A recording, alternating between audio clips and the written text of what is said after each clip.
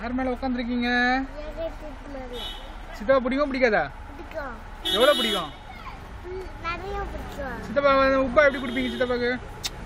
இந்த பக்கம் சித்தப்பா